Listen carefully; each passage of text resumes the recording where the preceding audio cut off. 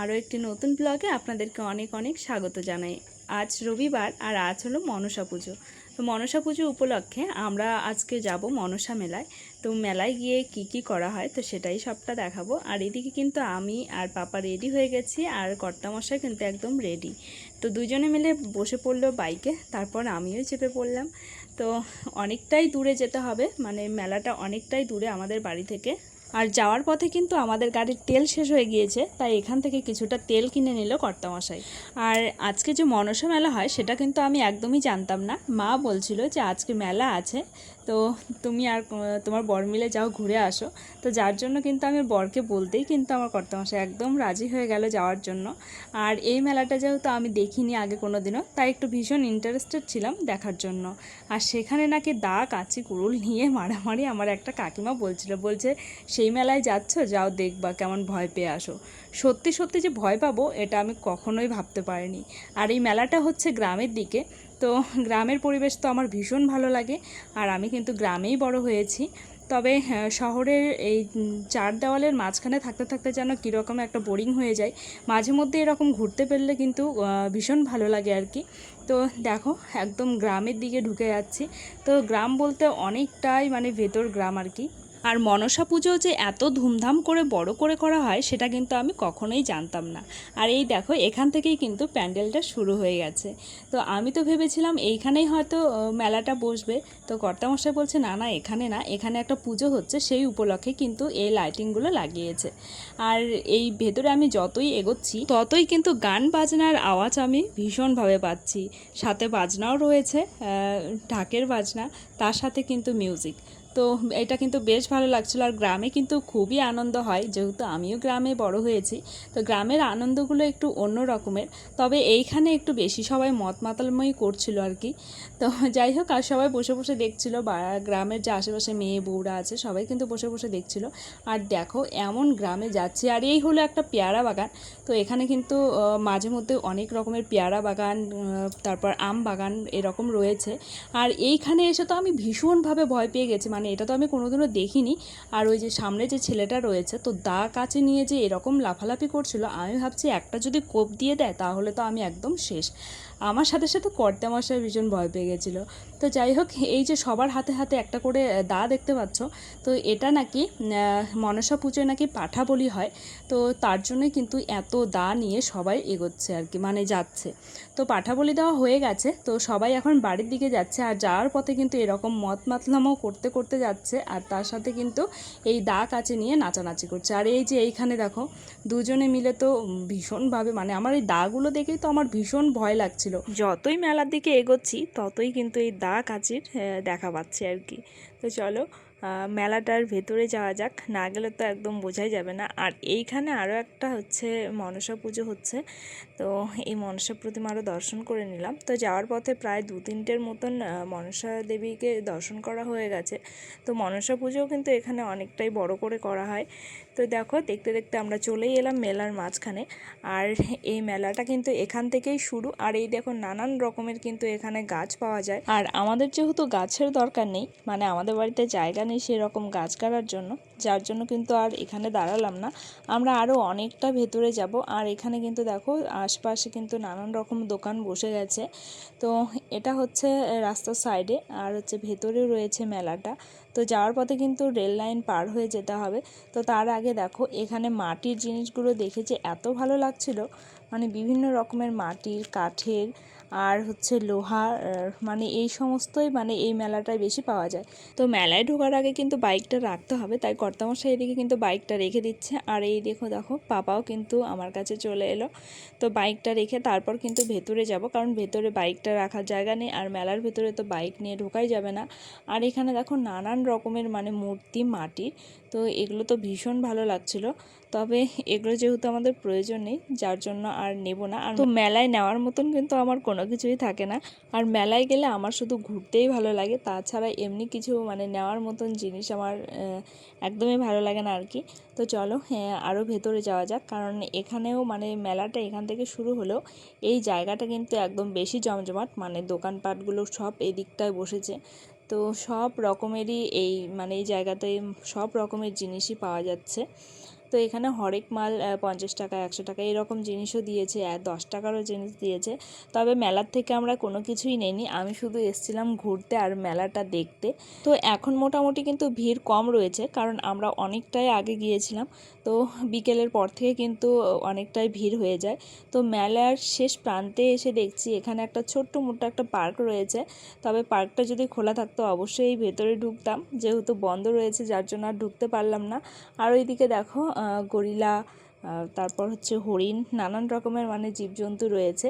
আর এখান থেকেই পাপা কিন্তু দাঁড়িয়ে দাঁড়িয়ে দেখছিল তার বাবার কোলে উঠে।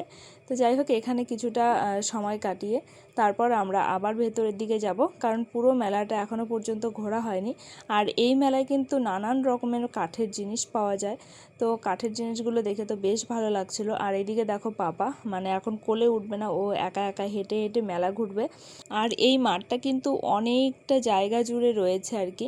তো এখানে যা খাটপত্রগুলো আছে, খাট, তারপর হচ্ছে সিংহাসন, মানে বিভিন্ন রকমের কাঠের জিনিস যে রয়েছে এগুলোই কিন্তু অনেকটা জায়গা জুড়ে রয়েছে। আর এখানে দেখো ছোট ছোট সব রকমের টুল রয়েছে, বেঞ্চ রয়েছে, মানে যে যেটা নেবে সেই রকম মানে জিনিস রয়েছে আর কি। তো আমরা আর ভেতরের দিকে ঢুকলাম না, তারপর চলে এলাম এই দিকে, মানে পাপা কিসে উঠবে আর কি। তো সেটাই দেখা হচ্ছিল, যেহেতু এখনও ছোট্ট, একা একা তো সব কিছু তো উঠতে পারবে না, তাই ছোট্ট মোট্টো দেখে একটা আমরা গাড়ি খুঁজছি, মানে কোথায় বসানো যায় আর কি। তো এই দিকটায় কিন্তু ওই যে একটা গাড়ি রয়েছে, মানে তো সেখানে গেলাম। তো এখানে একদমই ফাঁকা, যেহেতু আমরা বললাম আগেই এসেছে অনেকটা। তো এখন এই গাড়িটাই চড়িয়ে দেবো পাপাকে। আর পাপা কিন্তু এইসব গাড়িতে চড়তে বেশ ভালোই বাসে, আর একটুও ভয় পায় না আর কি, মোট কথা। তো যাই হোক, এদিকে শুনে নিচ্ছিল যে কত কি মানে পড়বে আর কি। তো সেই রকম অনুযায়ী শুনে তারপর কিন্তু কর্তামশাই এদিকে চাপিয়ে দিল। আর এইদিকে দেখো ছোট্ট একটা টয় ট্রেন, এটা কিন্তু বেশ ভালো লাগছিল। যেহেতু পাপা এখনও মানে ঠিকঠাকভাবে বসতে পারে না, তো এখানে ধরার মতন কোনো কিছুই নেই, যার জন্য ওটাতে আর চাপাবো না। তো যাই হোক, এই ছোট্ট রিং গাড়িটাতেই উঠলো। তো দেখো ও কিন্তু বেশ মজা করছে। আর ওর শুধু লক্ষ্য ছিল উপরে যে গাড়িগুলো, রেলগাড়িগুলো ছুটছে, তো সে কিন্তু ওই দিকটায় বেশি তাকাচ্ছিল আর কি। আর আমি তো ভীষণ মানে একটু ভয় পাচ্ছিলাম যে মাথা ঘোরে নাকি, কারণ এটা তো শুধু রিংয়ের মতন ঘুরেই চলেছে। তো পাপা কিন্তু অনেকটা সময় জুড়ে এখানে ছিল। আর এই যে গাড়িটা দেখছো, এই গাড়িটা কিন্তু বারবার মানে ও বলছিল যে ওটা তো উঠবে, যেহেতু এখন দিনের বেলা আর ও তো মানে উঠতে পারবে না, যার জন্য আর ওঠানো হয়নি। তো এই গাড়িটাই একটুখানি চাপিয়ে তারপর কিন্তু বাড়ির দিকে যাব, কারণ আমাদের মেলা ঘোরা কমপ্লিট। তো এই দিকটায় এসছিলাম পাপাকে এই সমস্ত চড়ানোর জন্যই। তো এদিকে কর্তামশাই আর আমি দাঁড়িয়ে রয়েছি, আর পাপা কিন্তু একা একাই ঘুরছে, কারণ এখানে বাচ্চা কাচ্চা একদম খুবই কম এখন এসেছে আর কি, অনেকে হয়তো রাতে আসবে। আর আমরা কিন্তু তাড়াতাড়ি এসে একদিক দিয়ে ভালোই করেছি, কারণ ফাঁকায় ফাঁকায় মেলাটা ঘোরা মানে কমপ্লিট হয়ে গেল। কারণ সবাই বলছিল যে এরপরে নাকি আরও ভিড় হবে, তো বেশি ভিড় হলে কিন্তু আমরা মেলার মধ্যে ঢুকতেই পারতাম না, আর পাপাও ভালো করে ঘুরতে পারতো না। আর এখানে কিন্তু পাপাকে অনেকটা সময় নিয়ে কিন্তু ঘুরিয়েছে। আর পাপা তো এখান থেকে একদম উঠতেই চাচ্ছিল না, তার কারণ ওর এটা বেশি ভালো লেগেছে আর কি। তো যাই হোক, দেখো কিভাবে বসে রয়েছে, মানে চুপচাপ শান্তশিষ্টভাবে। আর এইদিকে দেখো ও একদম উঠবেই না, অনেকক্ষণ ধরে জিদ করছিল। তারপর ওর পাপা কিন্তু জোর করে কোলে নিয়ে নিল।